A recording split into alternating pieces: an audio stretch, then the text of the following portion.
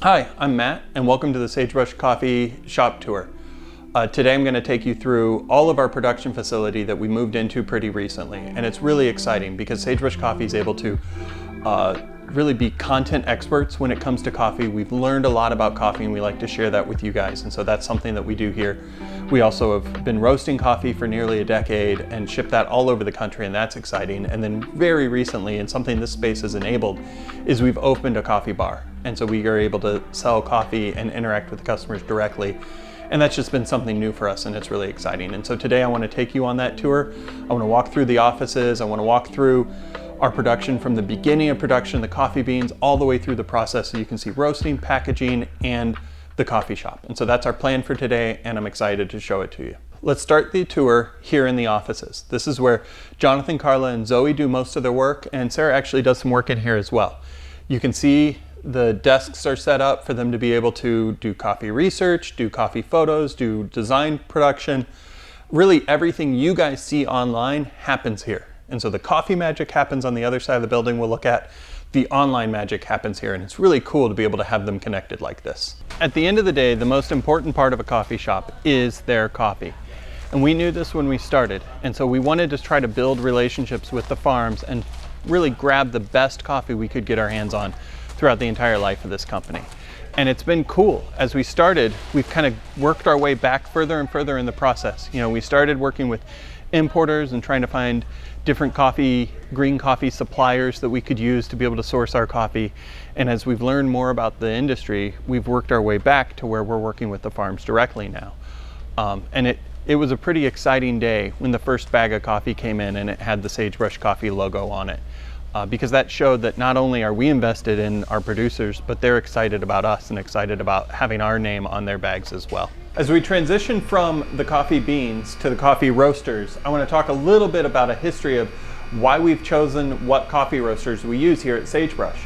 I started in my garage, actually in my kitchen, on a half-pound hot top coffee roaster, which some of you home roasters may have at your house right now. It is not enough capacity to start a roasting business on, but that's what we did. And then as we actually realized it was a real business, we could really sell coffee, we moved to one of these Sonofresco fluid bed roasters.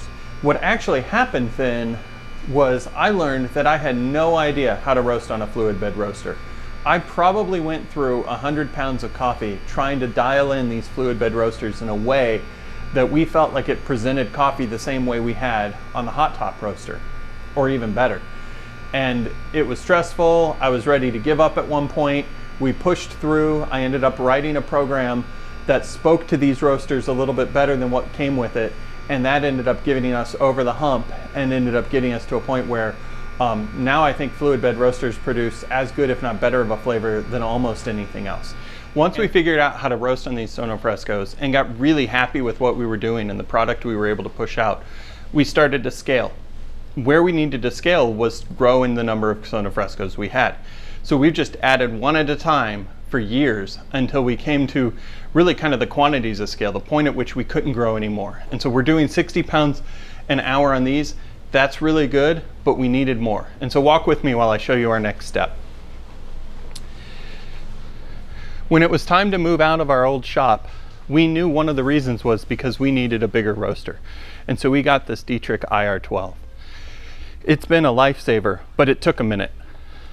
You can see here we've got the fully automated one, and we went with the Dietrich because of the airflow that it uses. We were able to mimic what we do on the fluid bed roasters in a really good way here in a larger capacity roaster. But it wasn't easy again. We ended up going back to the drawing board. I had to relearn how to roast. I had to go back to all the books that I had back 5, 6, 7 years ago when I was learning to roast to be able to create a flavor profile that was as similar to what we were doing on the Sonofrescos on this Dietrich in a large capacity. Because the one thing I don't want to have scale due to Sagebrush Coffee is lower our quality of product. And so we came to a point where we're actually very happy with these and feel like you wouldn't even know which was roasted on what because of the way we're able to roast similarly on both roasters. So we just talked about the roasting and a little bit about how we package coffee up. And here we are at the big table where we like to take all of the bagged coffee and package it up and get it ready to ship. And as you can see here on a busy Monday, we fill it pretty well. Right now, we're using the big table for coffee and tea, and can usually run about 4 or 5 people at it at once if we need to. The cool part about this table is it's really 7 tables strung together, and we use it for 2 hours a day. And so we're excited to be able to take this and in the coffee shop use it for coffee training classes. We plan on doing cuppings here and a lot of different other exciting things. And so it's pretty cool that we have this centerpiece of the shop.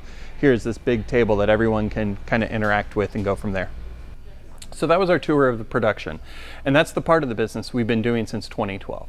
But when we looked at this space for the first time in July of 2019, we felt like it could easily handle all of the production we needed and give us a lot of room for growth. But we also knew the space was begging for a coffee shop. And that was really kind of the part of the business I've wanted to do since I was a kid. When I remember at the end of my paper route going to an espresso shop, using my paper route money to buy an espresso and then buy baseball cards, and thinking one day I want to own a coffee shop like this. And so being able to open this coffee shop is really a dream come true. As we started to talk about how to open a coffee shop, we didn't want to lose sight of our main focus of the coffee roasting business, which is to put on display the hard work of the producers that come before us in our drinks. So we do that today, or did that beforehand, with our coffee beans, but how do we do that with drinks? We knew we had 3 things we wanted to keep in mind. The first one was to have very coffee forward drinks. We didn't want to put a bunch of sugar in the drinks. We didn't want to put a bunch of other flavors. We wanted the coffee to be what's on the display the most with the drinks, and that's what we think we've done with our menu. The other thing was really train our baristas. Have our baristas not just be coffee slingers, but have them actually be students of coffee. Our company as a whole has a lot of coffee knowledge, and that has been something we've collected over the 8 years we've been in business. And so now we want to try to translate that knowledge to our baristas so that when you come in and order a cup of coffee, you can learn as much as we do and be as excited about coffee as we are. The third item we really wanted to focus on with the coffee shop is to have the coffee roasting business be part of the experience for the coffee shop customer. We really love that feel that you have when you're in a restaurant and you can see into the kitchen, and we wanted to continue that and display that with our coffee roasting business. And so that's what we're doing here by having a big open space and a lot of visibility into what we're doing. So that concludes our coffee shop tour. We were able to take you through the entire process of our coffee roasting, from green bean all the way through made cup of coffee. And that really is a lot of what Sagebrush Coffee is all about. We were able to give you an overview of the physical location and also give you a little bit of a highlight of what we do as a business. But this YouTube channel and a lot of the content we produce, whether it's in blogs or in emails, really kind of expands on everything we just talked about here today. So I encourage you, subscribe to our channel, hit the like, get notifications. We're producing as much content as we have time for, and we'll also be sending emails regularly. It's good to subscribe to our email newsletter as well. Thanks for watching.